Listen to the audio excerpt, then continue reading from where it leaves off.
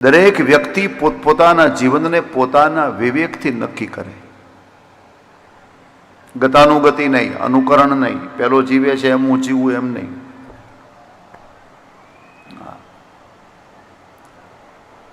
મારું જીવન મારા વિવેકથી જીવવું જોઈએ ને.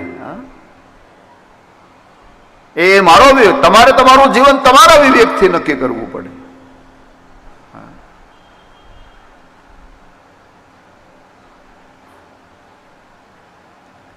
કોઈ ખાટી છાશ ખાય તો એને માથું દુખે,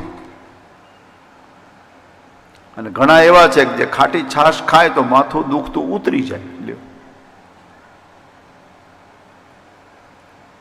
એ આપણે નક્કી કરવાનું છે. એટલે એને આરંભિક એને આર્ટ ઓફ લિવિંગ,